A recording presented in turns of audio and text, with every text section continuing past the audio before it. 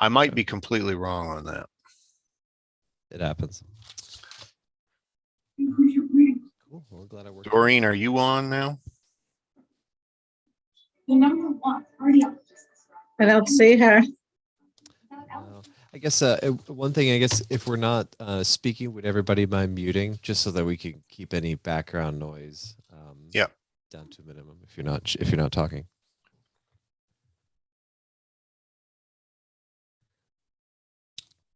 Once Doreen gets here, will we be all set to go, Brian?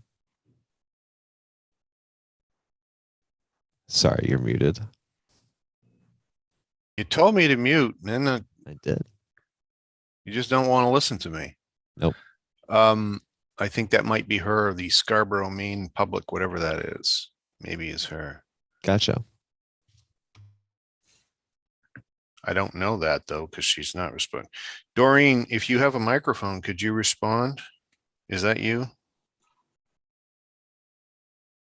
James, before we begin, I have a question. You have a seemingly very sophisticated, almost studio setup for you.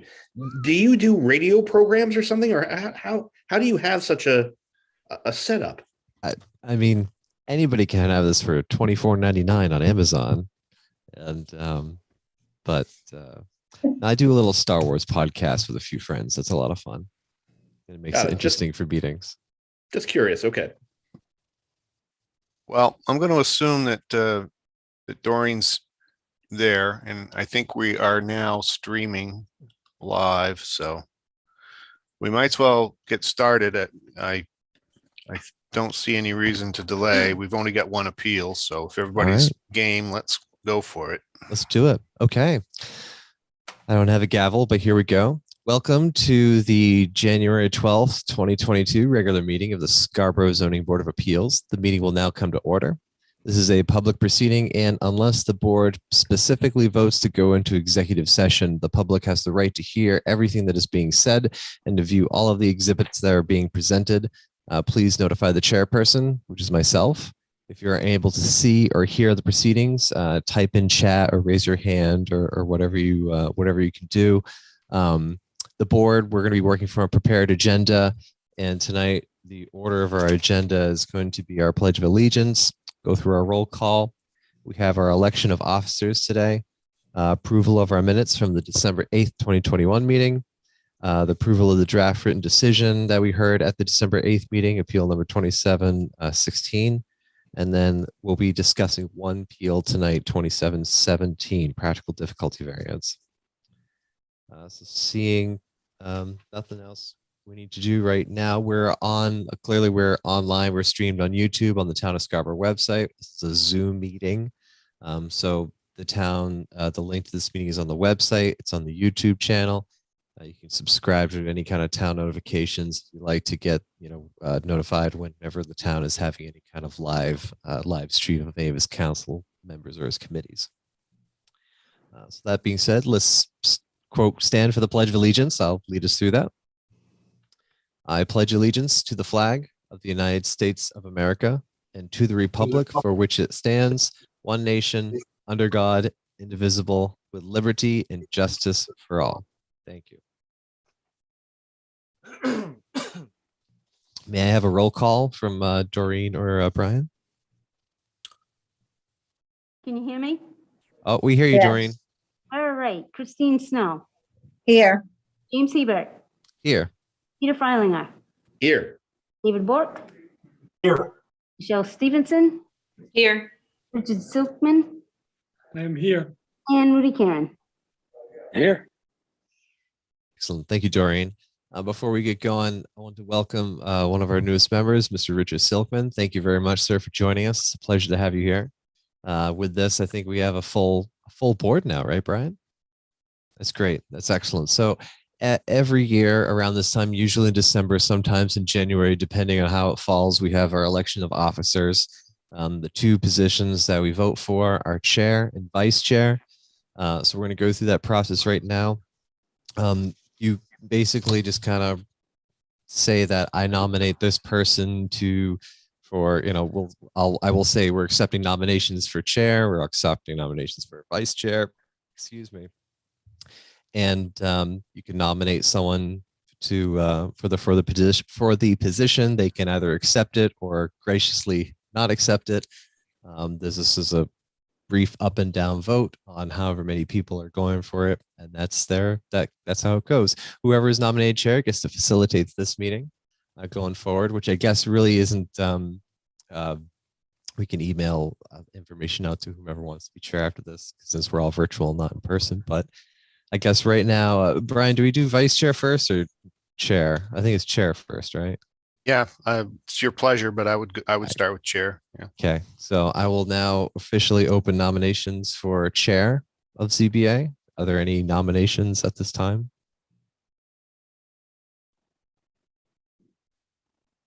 Yes, Mr. Chair. Yes, Mr. Dave Bork. I nominate you to serve one more term for 2022. I like how you phrase it as one more term. It would be fun if this was the last one, but this gives us a whole time for anybody who would want to be the chair. Any other nominations or anything like that? Okay, I graciously accept. I really appreciate that, David. I'm not really, just so everybody knows, I'm not seeking this out by any means. I just happen to be here for a while, and Brian doesn't seem to get rid of me. So this will, I guess, if there are no other nominations for chair, can we just do an up and down vote? Mr. Karen? Aye.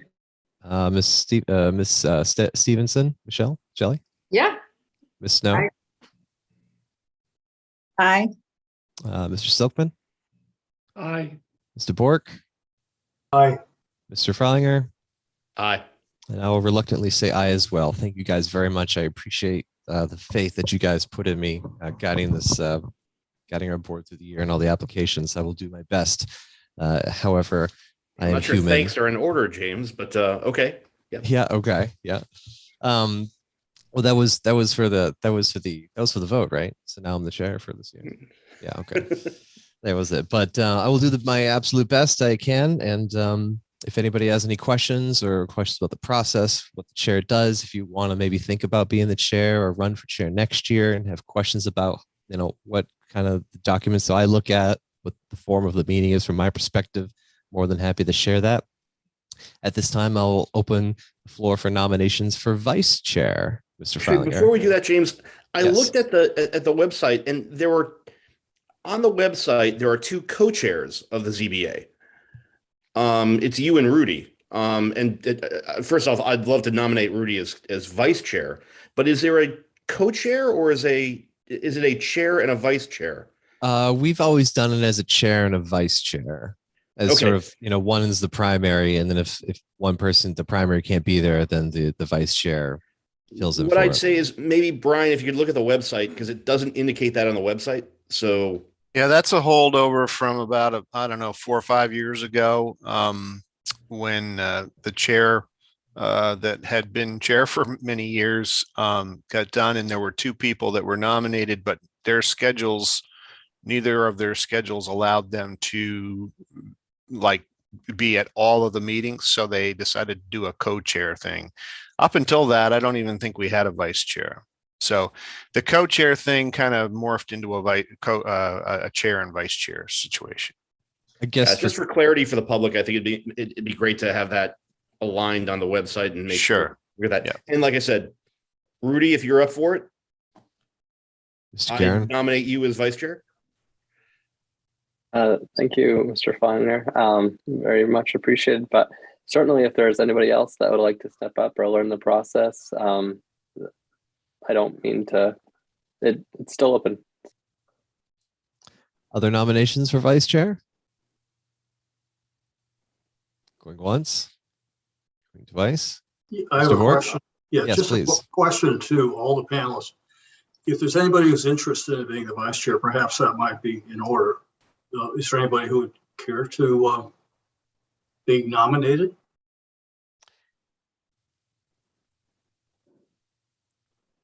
And I guess it is kind of awkward, position, the way we're at, especially being virtual right now, where it's hard to it's much easier when we're present to talk about all this stuff.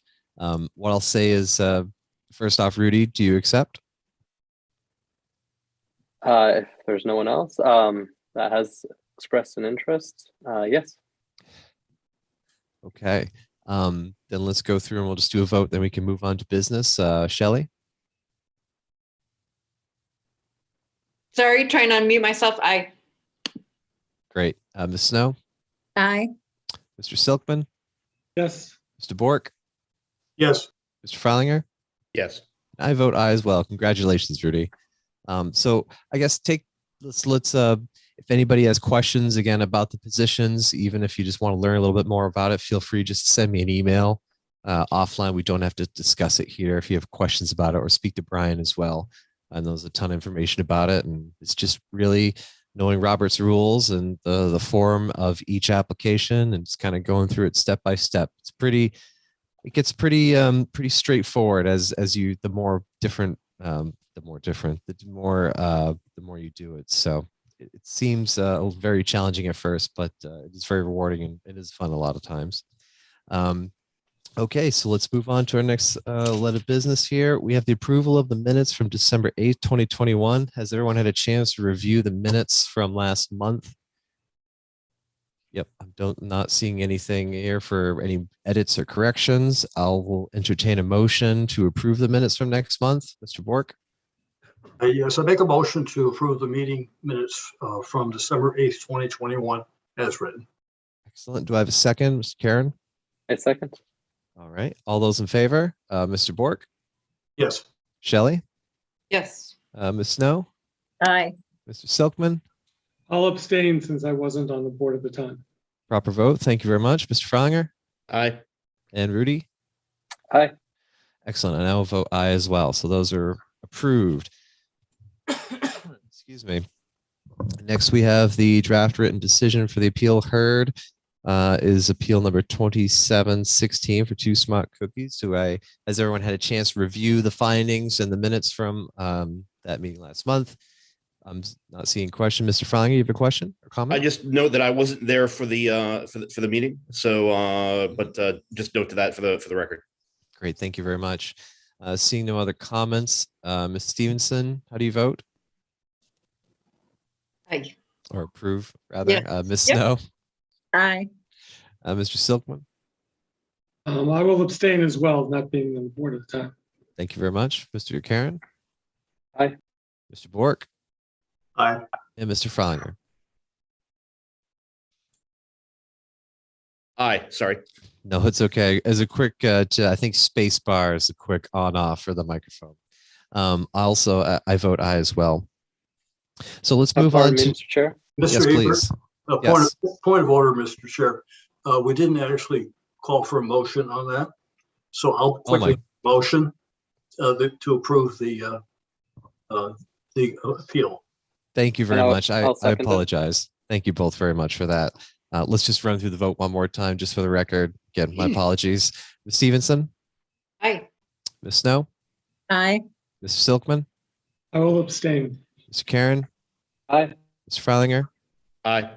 and I vote aye as well. Sorry, first virtual meeting back. I got used to them, then I didn't get used to them. Now I have to get used to them again. So please bear with me as we go through this. Next up, we have our single appeal on the agenda this evening, appeal number 2717. It's a practical difficulty variance by Jennifer Capano, 22 Robinson Road, Assessor's Map U006, Lot 13. They're coming before us with a practical difficulty appeal. Mr. Longstaff or Doreen, if you wouldn't mind bringing them in. So, Mr. Silkman, for your benefit, we're going to bring the applicants in now. We're going to ask the questions, go through your application for them, and I'll prompt the board for opportunities for any questions that we may have. Yeah, he is. Welcome, welcome, Jen. Ms. Capano, how are you? I'm doing well, thank you. Excellent. Glad to hear you. So why don't we start off? What we're going to do is, I don't know if you caught any of that, but we're just going to step through the application, A, B, and C, and then go through each of the 8 points of the application, just so that we can read them and record them verbally and record it for audio for the record. So Okay. why don't you generally tell us about the project and why you're seeking a variance? We are looking to put a second story onto our home. We're not going to increase the footprint at all, but we have outgrown our house and don't really have the means to move elsewhere. We would like to invest our funds in this house and just simply add a second floor. We have a baby due in the beginning of April and we don't have the room for him. So we're looking to add up, I should say. Great. And you're looking for, so the exact dimensional reduction that you're requesting.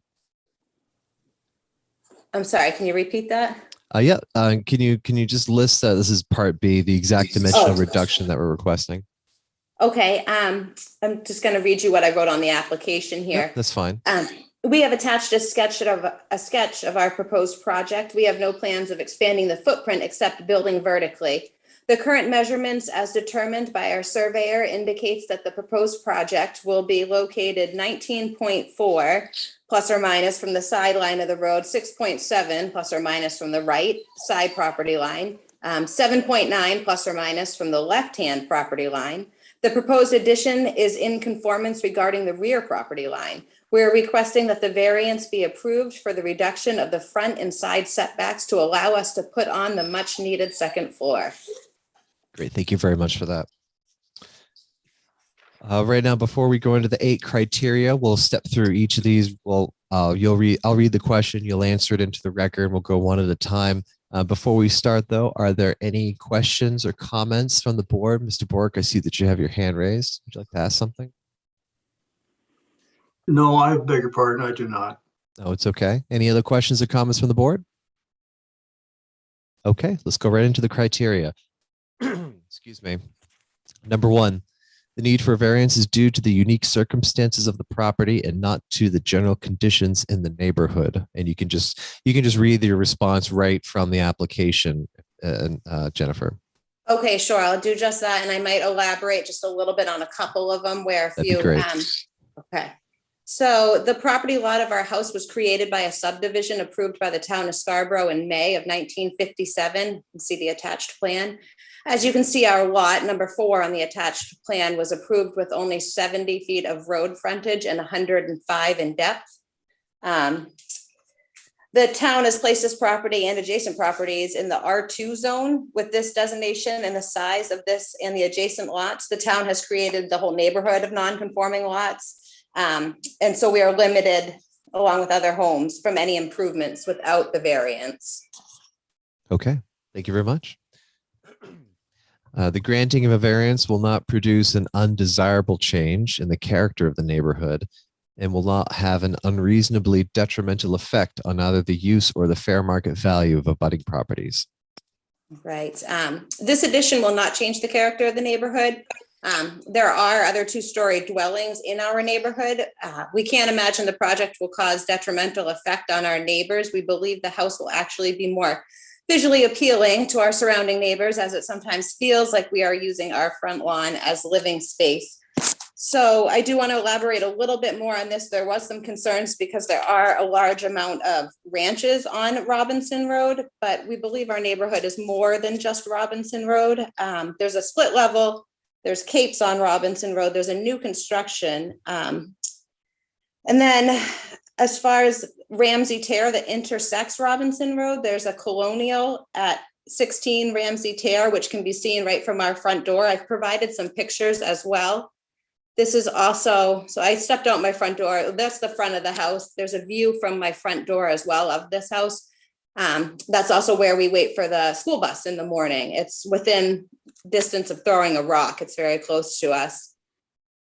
There's from my front door there, you can see I have a dumpster, a roll-off dumpster right now in my front yard, but there's the home also behind us at, I believe it's Welsh Drive. I can't remember the number, 13 Welsh Drive. There's another large home. 13 Welsh Drive in our back. This is our backyard view right here. And then also at 6 Ramsey Terrace, that's another colonial. There it is. And I have a street view that shows our house at 22 Robinson Road, as well as that colonial at 6 Ramsey Terrace, just to show you, give a good picture of our neighborhood and show the variety of homes in it. If you look to the far left, there's the Colonial there at 6 Ramsey. And then to the far right, the tan house is ours at 22 Robinson Road. So we wanted to provide the pictures to show some of the different properties. It's not just ranches. Okay, thank you. Let's go to number 3. The practical difficulty is not the result of action taken by the applicant or prior owner. The practical difficulty of this variance is due to the size and shape of our lot as shown on the approved subdivision plan in 1957. We suspect that back in 1957, there were no town zoning setbacks in effect, resulting in the current location of our home on the property. So, number 4, no other feasible alternative is available to the applicant except for a variance.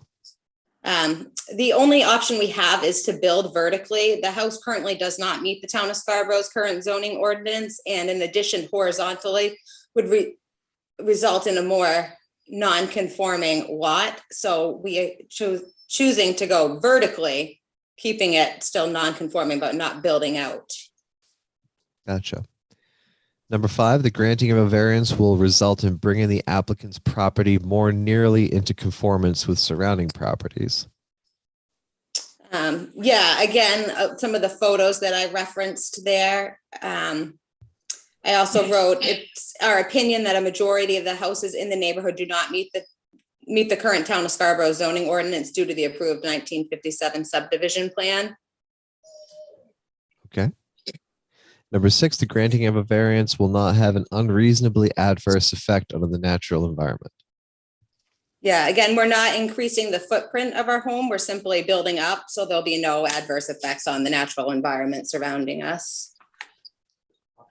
Number 7, and this is more directed towards the town, the property is not located in whole or in part within a shoreland area or floodplain. Right, we're not increasing the footprint of our home, simply building up, so there'll be no adverse effects there. Gotcha. And Mr. Longstaff, you can confirm that we're not in the flood hazard zone or a shoreland zone. That's correct. It's neither in the flood zone or in a shoreline zone. Great, thank you. Okay.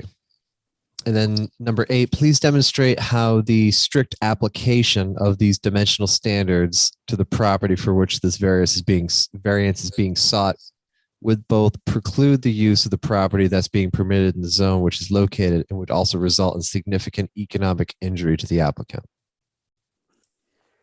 Right, so it's already non-conforming and we can't make the property conforming. We don't have the means to move elsewhere. We'd like to invest the funds that we do have into making this home an adequate size to house all of us. Our family consists of 3 young boys with another boy due in April.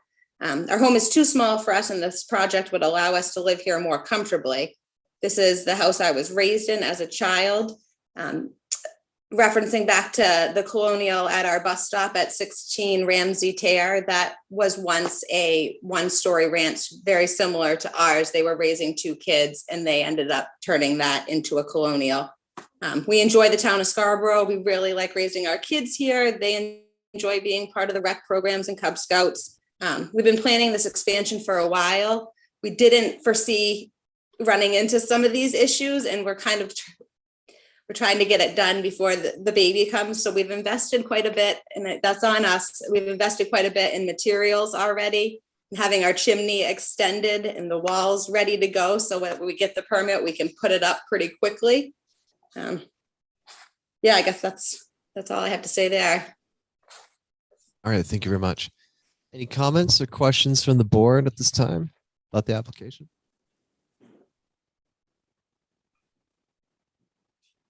I think particular, I do note, and as you said, that because you're in this application process, there is a chance, I'm not saying yay or we're not saying yay or nay until we go through the findings of the rest of the board, but it's very, you always sort of put yourself at risk if you're spending money on the project before the town can approve it or the town can approve the zoning board of appeals. So just so that you're aware. Yeah, absolutely. And we can't necessarily take any of that into account in our decision tonight. And that's Right. that's That's on standard us. for any of Yeah. these. Yeah. Okay, great. Just want to make sure we understood that. If I'm not seeing any comments, what I'll do is, if we have any questions for, yes, Mr. Bork, go ahead. Yeah, thank you, Mr. Chair. I do have one question on the first criterion, which is unique circumstances of the property and not the general condition of the neighborhood. It seems to me that these lots are pretty much all the same dimensions, maybe slight variances on some of the adjoining streets, but on this street in particular, they're identical. I don't really see where this is a unique circumstance here. And I'd just like to see if the applicant can clarify that for us.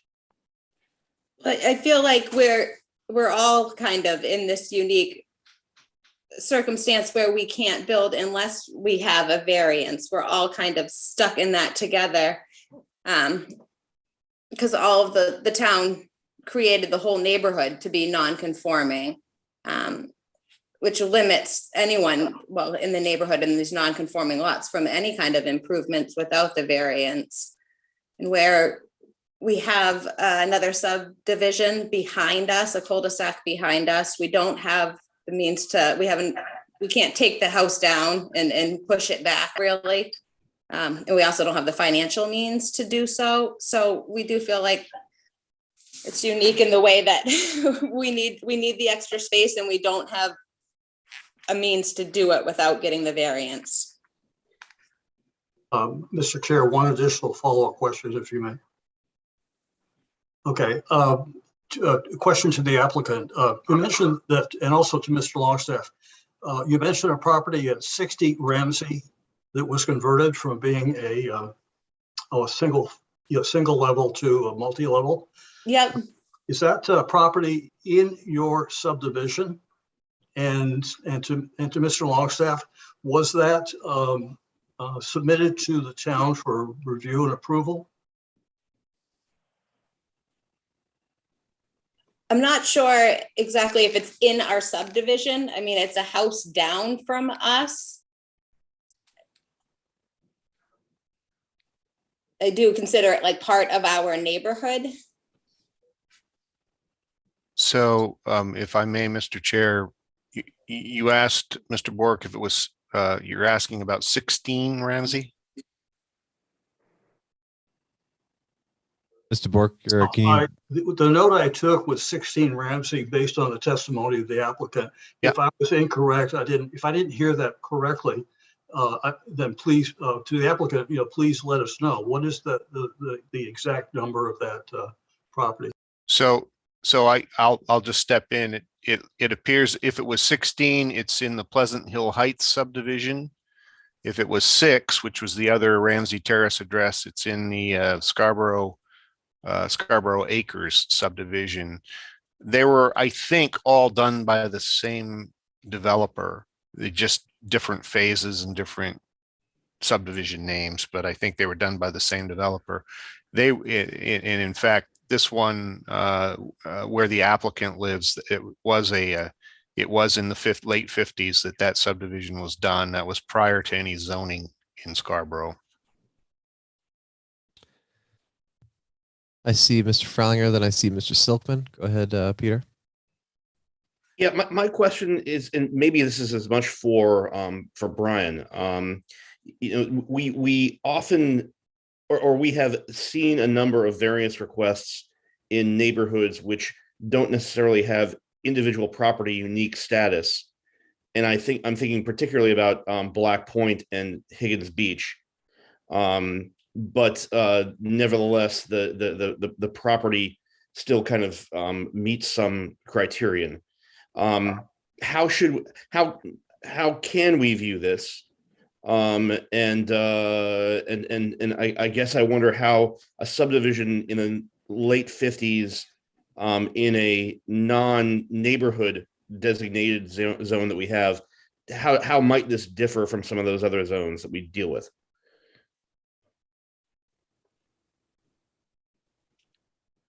Well, I don't know that I can answer your question, Mr. Freilinger, exactly. It's up to the board to determine whether there's uniqueness to this particular lot or not. How you choose to come to whatever conclusion you come to is really up to the board. I'm not in a position to advise you. No, and I understand, and I understand the role, Brian, that you have as the town code enforcement officer is not to advise us. I guess yeah, and I maybe raise the question as much for the board to consider, because we deal with these kind of issues where properties may or may not be unique per se, but have aspects which prevent or preclude development without a variance that we have to consider on their merits. So yeah, maybe I'll leave it at that. And Brian, I appreciate the position you're in, and I'm not going to push you any further. I understand. I appreciate that question, Peter. And that's in reiterating, like, that is our role, is to, reviewing this application on its merits alone. But taking into account that, yes, this is a very unique neighborhood in general, where there's really is literally nothing that any of these houses can do without triggering some sort of variance or a need to come before the ZBA in the town. So that's something to take into consideration as well. That's why there was something like the revised ordinance for Higgins Beach, and looking at other neighborhoods in the future where a lot of these applications are coming through, they may prompt a visit to that area to say, well, look, all of these lots are all non-conforming. What can we do to standardize that? But for right now, our job is just to review it solely by itself without taking any of that stuff into consideration at this point, but reviewing it on its merits and what the applicant is asking for, and whether or not that's reasonably fitting within this process that they're here. Yeah, and James, I appreciate you clarifying that. That's exactly what I was getting to with the nature of the question. So thank you. You're welcome. Mr. Silkman, thank you for being patient. Oh, no problem at all. I'm of course new to this, and I just wanted to ask, and is there a requirement of notice of anybody seeking a variance? That is, do you have to notify your abutters that you're seeking a variance, describing the process? And I assume there is. And if that's the case, do we have any comments from any of the neighbors or abutters that have been filed as part of the record in this? Or was there just no response to the notice? So as a perfect plant in the audience for the segue from this section. So after we do our initial board comments and any further questions from the board, we'll go and we ask Mr. Longstaff before we get into the questions if there have been any emails, phone calls, letters from the public, and the immediate abutters in that area, usually typically in that neighborhood, are notified via mail. So thank you for that question. Are there other comments, questions from the board? Okay. Before we get into the questions, Mr. Longstaff, did we get any emails or letters from the public on this?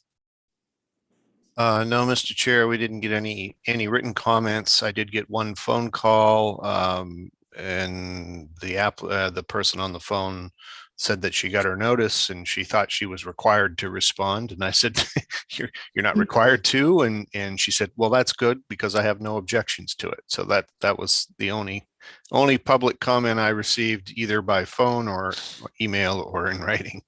Brilliant. Excellent. Thank you. Okay, so now we're going to bring this discussion. We're closing this discussion just to board members only. If you have any questions for the applicant, please direct them for me. But right now, the questions for the applicant, we're on pause at the moment, and we're going to discuss just amongst the board members the 8 criteria. And I'll go through an order of how you all appear on my screen. The need for variance is due to the unique circumstances of the property and not the general conditions in the neighborhood. And before we get started, for your benefit, Mr. Silkman, I ask this question and I go one by one through each of the board members here. And you just kind of give your comments that you have. And if all of your comments have been said, you could say, I have nothing further to add. So I'll start. On that, James, can I just ask one quite procedural question? I believe that I'm an alternate. Yes, and that is correct. And because there are enough members here, does that mean that I will not be voting? I would like you to vote just for ease of just knowing what your opinion is and get you in the habit and practice of voting, but your vote will not be counted. I'm pretty old. I've been voting since 1968. But so I got a lot of practice, but I'm happy to do it. Thank you very much. No, I appreciate it. And I do want to hear what your thoughts are on this as well. Like, I'm going to go through your opinions, which will be the same as Rudy's and Peter's and David's and Christine's and Michelle's, just like anybody else. And I want to make sure I get everybody's input and make sure everybody's a part of the process here. So that being said, the need for variance is due to the unique circumstances of the property and not to the general conditions in the neighborhood. And I'll start with you, Mr. Karen. Thank you, Mr. Chair.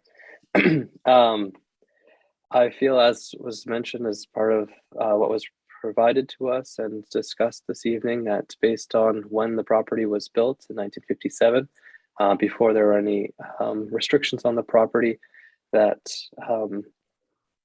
any changes since that time have prevented the family, the appellant, from any other options. And with that being said, I do feel that it is unique to the property itself at this time, as compared to when it was initially built. Although, as Mr. Borg stated, there are several properties within this subdivision that may also have the same or similar constraints. I would tend to say that each of these properties have unique circumstances as well, and not necessarily generalize that concern. Thank you. Go to Ms. Stevenson. You're muted. Sorry about that. Yeah, that was well said. No further comment. I agree. Okay. Mr. Bork. This is a tough one. I think, we trying to look back at when these homes were constructed prior to having townwide zoning. There are a lot of very unusual and unique situations in this general neighborhood, looking beyond just the street here, but in the nearby streets. So we see a mixture of different types of homes. I think the applicant's done a good job showing us that they're not all ranch homes nearby, backyard, side yard, so forth. I think that at the same time, we really have to look at this in terms of, is there something really different about this particular lot or the home itself on the lot that makes it different from all the other ones there? And I don't see anything. So that's my biggest concern here, is I just don't see anything unique about this. Thank you very much. Ms. Snow? I feel there's a unique set of circumstances just due to the historical nature of the subdivision, and that's something that this particular parcel has to deal with, and they're seeking some sort of, they're seeking a variance to try and address that issue, and I can accommodate that. Thank you. Mr. Freilinger? I think Rudy summed it up well, and granted, the subdivision as a subdivision has a set of very similarly laid out lots, but over the course of 60 plus years since the subdivision was constructed, each property has become unique in its way, and in particular, the fact that the layout of this lot is not being altered makes me feel like this is a unique situation for this applicant. So I think they've met the conditions for this one, although it is challenging because of the nature of a 65-year-old subdivision with almost all non-conforming lots laid out. So, but I think they've met the conditions required by this. Thank you. Mr. Silkman. I think if you read the language literally, Mr. Bork has a good point. There are similar properties like it in the neighborhood, and so it is not a general condition in the neighborhood that's causing the problem. on the other hand, what the applicant is asking for doesn't change the fundamental footprint or the use of the property in any significant way. And so I think Mr. Frellinger's comment about what the applicant is putting on the property balances the strict language in the condition. So my inclination on this one would be to support the applicant on the grounds that a balancing of the issues with respect to the conditions in the neighborhood, where a number of the properties are facing the same situation and therefore the similar uniqueness, where the applicant trying to do something significantly different, expand the footprint, move in any different direction, more in nonconformity, I think I'd be less inclined to support it. But given the balancing, I'm on board. Thank you very much. I appreciate your answer. With my thoughts on this, I'm changing my lens of just a bit on my interpretation of this uniqueness of the property in this particular small group of properties compared to this neighborhood where the adjacent buildings and structures are different. There are split levels and there are colonials in that area. I'm trying to look at it through more of that lens because I'm seeing this from the perspective of the town, and I'm seeing it from the perspective of there are a whole set of properties here that can't do anything without coming before us with the variance, and that's very unique to the most of the properties, not just in the outer neighborhoods surrounding these houses, but the town in general. So I see no issue with this. Let's just do an up and down vote. We'll go through everyone here for number one. They'll go number two. Ms. Stevenson, how do you vote? Aye. Mr. Karen? Aye. Mr. Bork? Aye. Ms. Snow? Aye. Mr. Freilinger? Aye. Mr. Silkman? Yes. And I vote aye as well. Number two, the granting of a variance will not produce an undesirable change in the character of the neighborhood. It will not have an unreasonably detrimental effect on either the use or fair market value of abutting properties. Mr. Karen. Tonight we heard that there were no concerns expressed by the abutting neighbors. There was only one phone call and there were no concerns with that. If there were concerns from the neighbors, then I may consider this condition differently. But it was an opportunity for the town and the neighbors to express any issues with this. So speaking to an undesirable change, I'm not hearing any concerns about that. Tonight, there was evidence provided to the board of nearby houses within the neighborhood that have varying heights and styles of homes. So although this one will be changing, I do not think it would be uncharacteristic of the neighborhood or have a detrimental impact on any of the abutting properties. Thank you, Mr. Karen. Ms. Stevenson? I agree, since there's no complaints from the neighbors or opposition. I don't have any problem with that. It, in fact, might even improve with new siding and everything, might improve the neighborhood. Thank you very much. Mr. Bork? Yes, I agree, and especially since there are other multi-story dwellings in the immediate neighborhood. I think it would blend in quite nicely and would not be harmful to the character of the neighborhood at all. Ms. Snow? I'd like to associate myself with the previous comments. Mr. Freilinger? And I appreciate the inclusion of the plan drawings from the applicant. Clearly, the proposed additional story is well within the other houses within the neighborhood that they presented in evidence today as well. So all the evidence suggests that this is met. Mr. Silkman? I'm beginning to understand why you call on Rudy first. He does a very good job of characterizing the situation. So I'm with him. He's also the top right-hand corner of my screen. A lot of the times he's the last one I call on.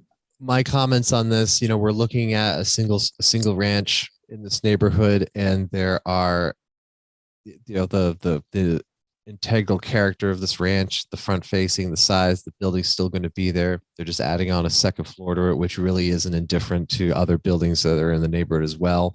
So it's not really going to have an undesirable change based on the architecture of what's been provided in the plans. Again, thank you for providing those, Ms. Capano and your folks, for those elevation drawings. So I see no issues with this one either, excuse me. Up and down vote, we'll go with Ms. Stevenson. Aye. Mr. Karen? Aye. Mr. Bork? Aye. Ms. Snow? Aye. Ms. Freilinger? Aye. Mr. Silkman? Aye. And I'll vote aye as well. Number 3, the practical difficulty is not the result of action taken by the applicant or prior owner. We'll start with you, Mr. Karen. It was mentioned tonight and provided to the board that the property has been within the family for some time, and was not only was the appellant raised in this home, but the family, I think, initially purchased the home, or when it was built back in 1957. So it's been in the family for quite some time, and the practical difficulty or any effects to the property itself have not been those actions of the applicant or their family members, but rather the town with any of the restrictions from zoning placed on the property and nearby neighborhood since it was built. Excellent. Thank you. Ms. Stevenson? I have nothing else to add to that. Yep. Mr. Bork? Both the lot and the home itself were built prior to zoning. So there's nothing the applicant or anybody else did other than the town. Thank you. Ms. Snow? I associate myself with the previous remarks. Thank you. Mr. Freilinger? I agree with David. And Mr. Silkman? I agree with David and the others as well. Thank you. Let's see. Where again, it's been said these buildings were built, these constructed in the late 1950s, and back then they really didn't have any sense of front line, property lines, sidelines, rear setbacks, and things like that. So really, any kind of dwelling here that's closer than 40 feet to the front line, closer to the 10-foot side property line, which is what they're looking at, will require variance. So our up and down vote, Mr. Karen? Aye. Ms. Stevenson? Aye. Mr. Bork? Aye. Ms. Snow? Aye. Mr. Freilinger? Aye. Mr. Silkman? Aye. And I vote aye as well. Number 4, no feasible alternative is available to the applicant except for a variance. Mr. Karen? It was mentioned that, or provided to the board tonight, evidence that there are existing setbacks from the town, imposed by the town for the property and the zoning. There's another subdivision to the rear of the lot in the home that may have other constraints as well. What's provided to us this evening is not an enlargement of the building envelope to the sides, the front to rear sides, but rather vertically. So without major changes or major expense or additional variances required, this it does not sound, or we have not seen other feasible alternatives available. Thank you. Ms. Stevenson? Yeah, I don't, from looking at the map and everything, I don't see an alternative option for them in terms of expansion. So, yeah. Thank you. Mr. Bork? The only other alternative would have been horizontal, and that would have put the building more out of compliance because it would cover a lot more, and it's already out of compliance anyway. So going up is the only way. It doesn't increase the building's footprint. So I think this one is the only reasonable alternative. Ms. Snow? I think this is a thoughtful choice. Mr. Freilinger? I completely agree with David. I think any other potential improvement to the property would involve a variance as well, and it would involve a variance that would be more out of compliance than what's been proposed by the applicant. So I think to Ms. Snow's comment as well, it's thoughtful, and one way or the other to improve this property would require a variance, and I think it's well thought out. Thank you. Mr. Silkman? And I agree with Peter and the others. There really is no other alternative other than going down. And I'm not sure that anybody wants to go down. So. Thank you. And excuse me, on this particular application, this is one of the most stringent and difficult questions to answer. No feasible alternative. There's always some kind of feasible alternative theoretically that people can exercise. You don't have to build your addition, but yet, the applicant is they have to in order to gain their value from this property and gain the functionality of this property that they want to have and maintain. So you can't build out horizontal. You're looking at other setbacks, other side or rear or front setbacks as well. So you're really limited just to going vertically in this case. So I would agree as well. This is their only option available. Number 5, we'll take our up and down vote. Mr. Karen? Aye. Ms. Stevenson? Aye. Mr. Bork? Aye. Ms. Snow? Aye. Mr. Freilinger? Aye. Mr. Silkman? Aye. Excellent. And I vote aye as well. Number 5, the granting of a variance will result in bringing the applicant's property more nearly into conformance with surrounding properties. I'll start with you, Mr. Karen. As previously mentioned this evening, what has been proposed and provided to the board is an attempt to not extend or become more out of conformance with any of the restrictions to the property already. As for bringing it more to more compliance with surrounding neighborhood, we've seen images and representation of multi-story homes, other styles of homes, residences. So it will add to the language and the vocabulary of the neighborhood with regard to aesthetics and appearance. That's a. Thank you. Ms. Stevenson? Yeah, I think that this will eventually end up being probably what we'll hear of people wanting to add. And so, conforming to the surrounding properties, yeah, it's going to end up being that way. So. Good comment. Thank you. Mr. Bork? If this was the only house in the general neighborhood that was multi-story, I would say that would be an issue. But since the applicant has shown us it's not, but there are other homes that would be a similar size to multi-story, then I think it fits right in very nicely, especially when you look at the drawings and the time and effort they put into developing something that looks very attractive. Great. Thank you. Ms. Snow? I have nothing more to add. Thank you. Mr. Freilinger? Yeah, I agree with what Rudy said, and I agree with Mr. Bork as well. There's no conformance really in this set of subdivisions. There's a set of variable different types of properties. This is not out of conformance with any of those. And to Mr. Bork's comments, it certainly is being designed thoughtfully and tastefully within all of those properties. So the language of this number is challenging for this applicant, but I think they've more than met the requirements of this question. Thank you. Mr. Silkman? Just looking at the pictures and of the neighborhood, it seems fairly clear that the newer the structure, the larger the building, including additionally second floors. So, I mean, the neighborhood itself is changing, and it seems to be changing in a way that will make this unit more conforming in the future. So for that reason, I'm supportive of it moving forward. Thank you very much. I agree with all the comments that have been mentioned here. A lot of the properties outside of the direct proximity to this particular property, which we've established as its own set of unique properties because it is a single story built in the 50s.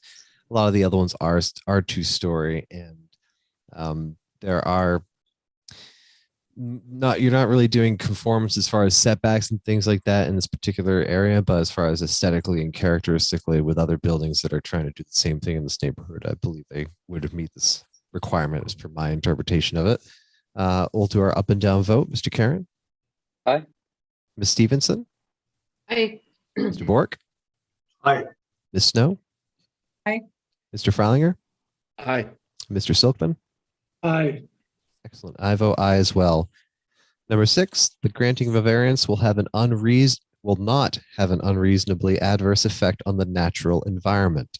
We're going to mix this up again. We're going to mix this up and go to Ms. Stevenson first. So I think that from what we've reached out to the neighbors and let them know, and it doesn't look like the footprint is gonna, other than going vertically, it doesn't look like it's going to, hurt anyone's view in the neighborhood. It does not seem like it's going to be unreasonably adverse to the environment to me. Great, thank you. Ms. Stevenson? Oh, excuse me, sorry, Mr. Bork? Oh, thank you. No, I don't see any impact whatsoever on the environment because footprint doesn't change, so there's no increase in the impervious materials. Ms. Snow? I associate myself with the previous remarks. Thank you. Mr. Freilinger? I too associate myself with the previous remarks. Mr. Silkman? I'll make 3 in a row. Yes, I agree. Mr. Karen? Yes, I am too in agreement, as Mr. Bork stated. And we've heard this evening there's not going to be any other impacts to the site or the property itself. They're only intending to build vertically. The existing rainwater and stormwater runoff would be very much similar. The amount of impervious materials will remain roughly the same, and the area of that watershed will remain the same as well. And that's why you should have him go first every time. And I agree with all the comments that have been made here. You know, a vertical expansion is less environmentally harmful and impactful rather than having a horizontal expansion. You're not worried about trees, root bases, neighbor property lines, and so on. So with our up and down vote, I'll start with you, Ms. Karen. Aye. Ms. Stevenson? Aye. Mr. Bork? Aye. Ms. Snow? Aye. Mr. Freilinger? Aye. Mr. Silkman? Aye. And I vote aye as well. Number 7, and we're just going to consult with Mr. Bryan on this, Mr. Longstaff on this one, and we'll just do an up or down vote, assuming everyone is in agreement. Mr. Longstaff, you confirm that this property is not located in whole or in part within the shoreland area as defined by the town of Scarborough. Mr. Bryan confirms. Thank you, Mr. Bryan. And lastly, our number 8 criterion. Please demonstrate how the strict application of the dimensional standards of the ordinance. You still need excuse to me, take a vote on that. Thank you. Thank you for that. I just realized that as a mid-sentence here. So up and down agreement with number 7. This is not a shoreland or hazardous floodplain. Ms. Stevenson? Aye. Mr. Bork? Aye. Ms. Snow? Aye. Mr. Freilinger? Aye. Mr. Silkman? Aye. And Mr. Karen? Aye. And I vote aye as well. Thank you, Mr. Longstaff. Number 8, please demonstrate how the strict application of the dimensional standards of the ordinance to the property for which a variance is sought would both preclude a use of the property that is permitted in the zone in which it is located and would also result in significant economic injury to the applicant. Mr. Karen. From my past experience, this is often one that's very difficult to meet, but as we've discussed this evening, with other alternatives, feasible alternatives, we've already determined that any other proposed locations for this addition horizontally going down, they really wouldn't be appropriate or possible without another request for a variance. So those strict dimensional standards would require, in many instances, a variance as well. And although the appellant or the board could get creative with possibilities, they would be potentially much more costly and provide economic injury to the applicant. This is a unique property, and over time, conditions have been placed on it, and that's why we're seeing the application this evening. Yeah, nothing more to add. Thank you very much. Ms. Stevenson?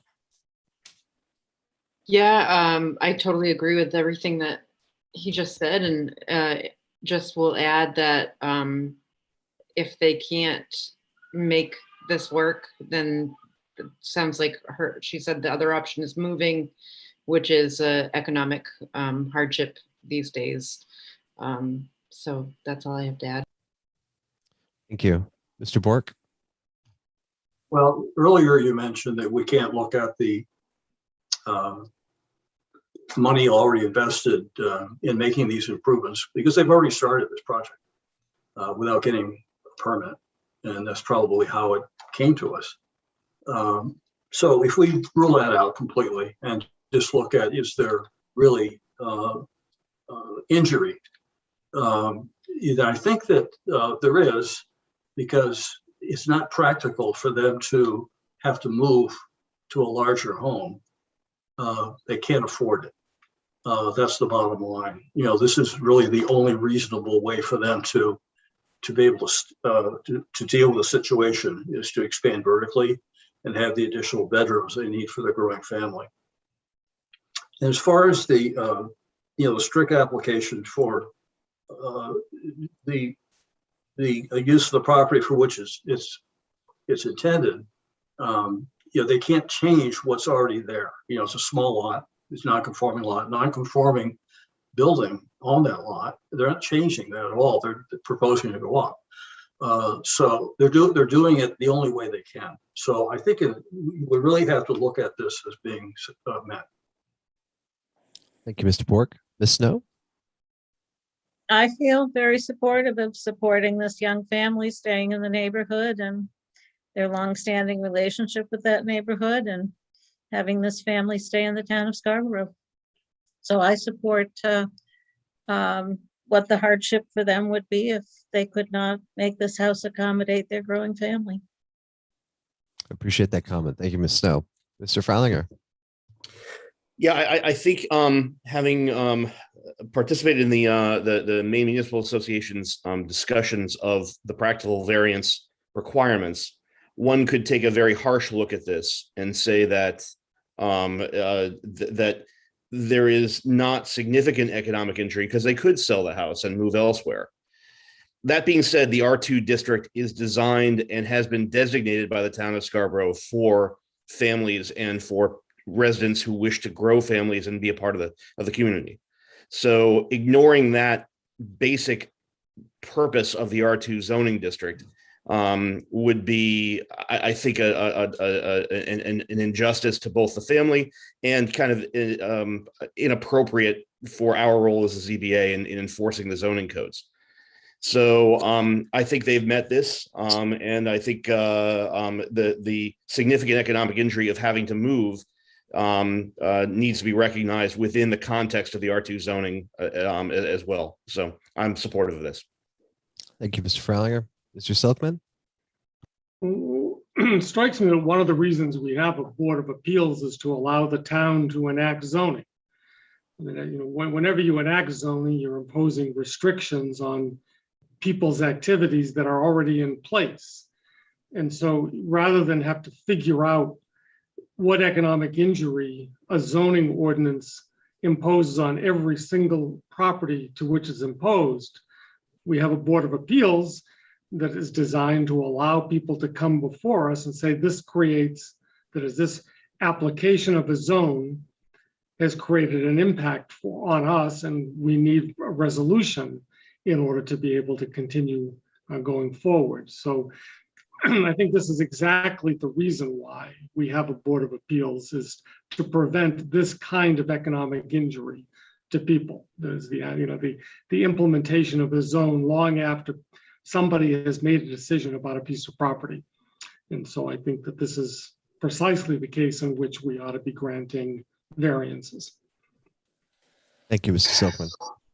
Silkman. In regard to that, the comment that me personally most associate with is Mr. Freilinger with regard to, this is expanding your home is allowed in the R2 district. And it's been proven through this application, and the applicant has stated and shown that evidence that there is no way to expand that property as every other R2 district home can do without coming before us for this variance. So there is a significant hardship and uniqueness to this property in that regard as well, tying back to the uniqueness comment. We'll go with our up and down vote. I'll start with you, Mr. Karen. Aye. Ms. Stevenson, Aye. Mr. Bork, Aye. Ms. Snow, Aye. Mr. Freilinger, Aye. Mr. Silkman, Aye. and I vote aye as well. And this time, and I realize now I should ask this question of you, Mr. Longstaff, before we entered into these particular comments. But were there any other members of the public that are here tonight that would like to comment on this application that are here in the Zoom call? Can you check the lobby, Doreen or Brian? Just I confirm. do that. not see any, I do not see anybody. Great. I didn't think so either, but just for procedure, we need to check. Yeah, thanks for asking. I just looked. I don't see any either. Yep. I usually take a look to see what's in there, but again, for everything, we have to record it on the record.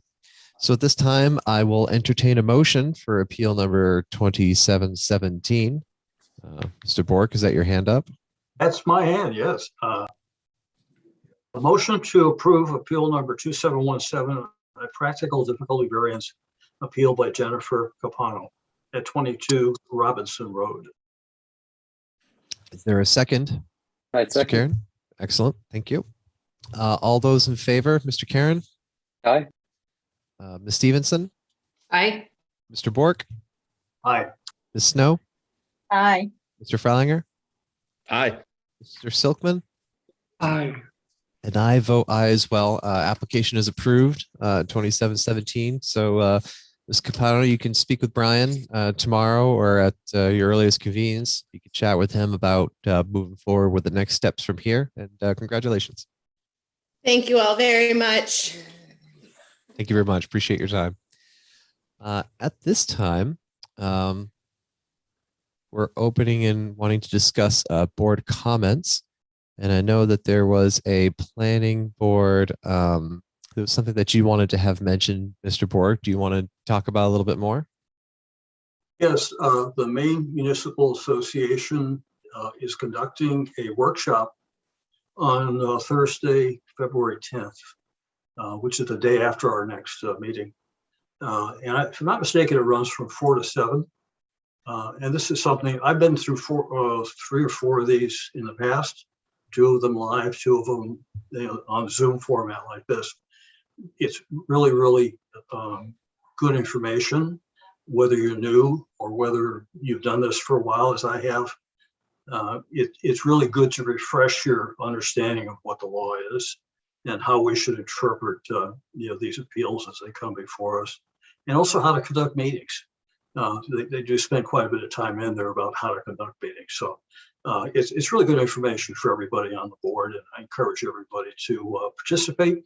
And I know in the past, the town has paid for this, and I believe Doreen can enroll us in there. And Doreen, I'd like to request that you enroll me in this workshop, and I encourage the rest of you. Thank you. Noted.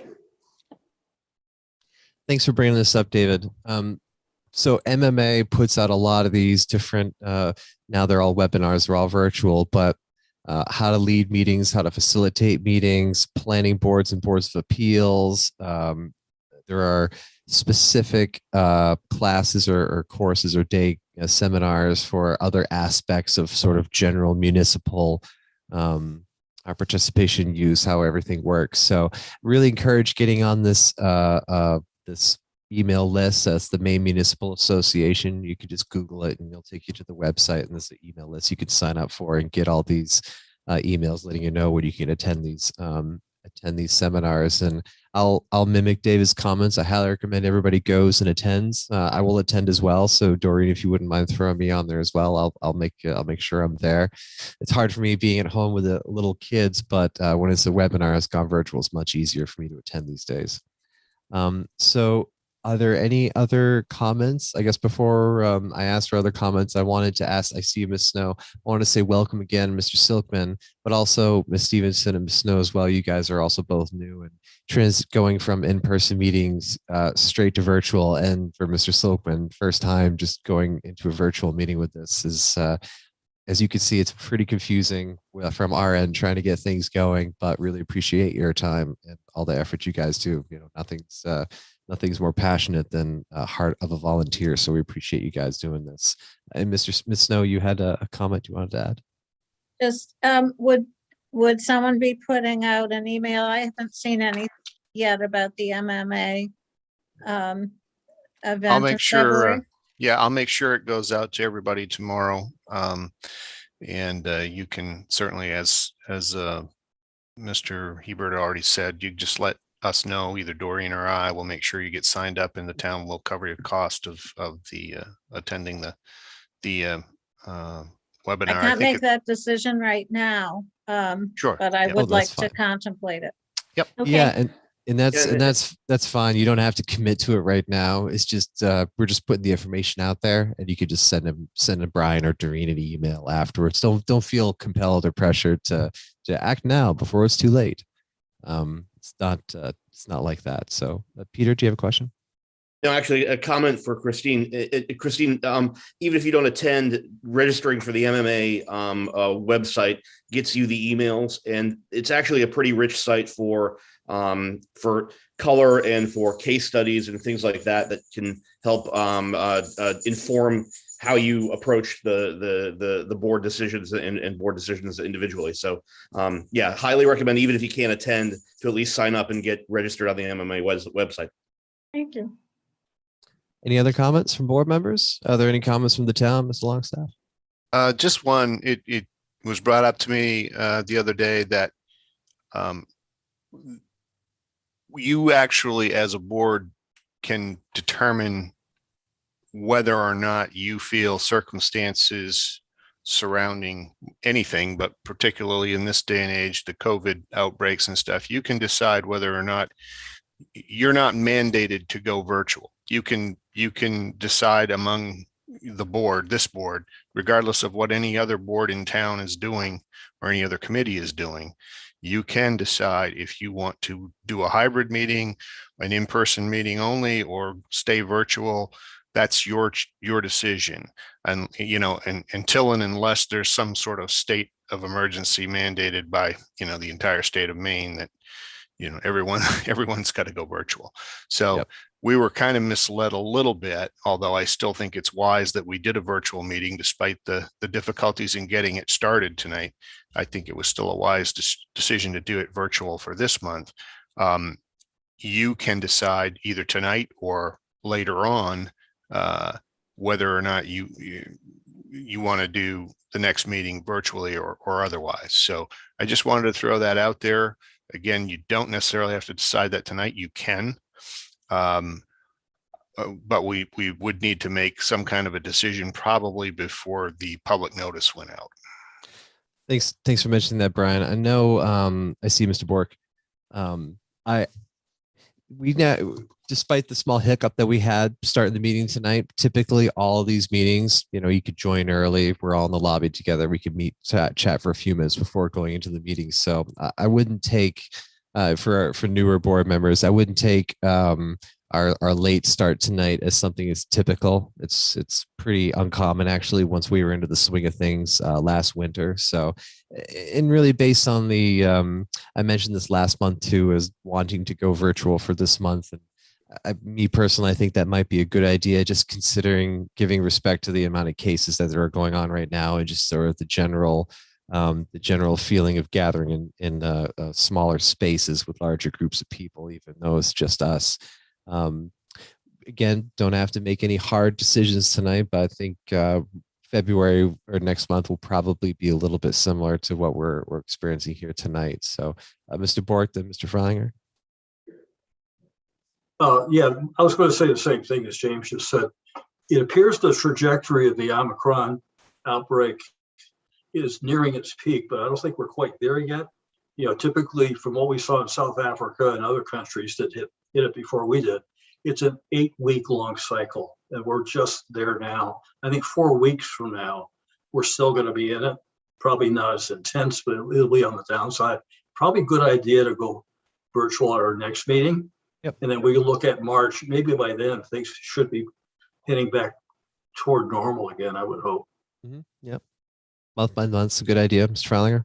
Yeah, and in that light, I completely agree with David. I'd like to formally move that we have the February meeting virtually on Zoom, and we can make a decision about March going forward, because I think I'm optimistic with David that we'll be better. But I think to make it clear for everyone, including applicants, it would be best to formally move today that we have the February meeting virtually.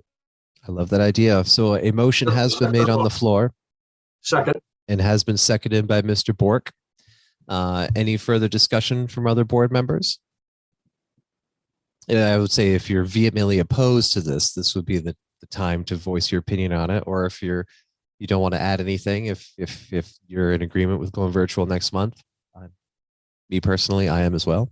Just So as a seeing- point of discussion, to reiterate what you said, we did do many virtual meetings, and this is really only the second meeting that I recall having a serious technical difficulty. Usually it was pretty seamless. So Yeah, it definitely, maybe it was just knocking the rust off the old virtual meeting. We haven't done one in a few months. So I would say that's exactly it. I guess no further comment. We'll go through a vote. Mr. Karen, Aye. Ms. Stevenson, Aye. Mr. Bork, aye. Ms. Snow, Aye. Mr. Fralinger, Aye. Mr. Silkman. Aye. I vote aye as well. So for Doreen and Brian's sake, we'll be virtual next month. Any other comments from the board or anything like that? Okay, I will entertain a motion to adjourn. Mr. Bork, Motion to adjourn. second. Mr. Fralinger, Second. great. All those in favor, you can just raise your hands. We don't have to go through everybody. Excellent. That is unanimous. Thank you all so very much for your time. Really appreciate it. Have a wonderful month and stay safe out there. thank Thank you, you, everybody. You too. Bye now. Night, everybody. Good night.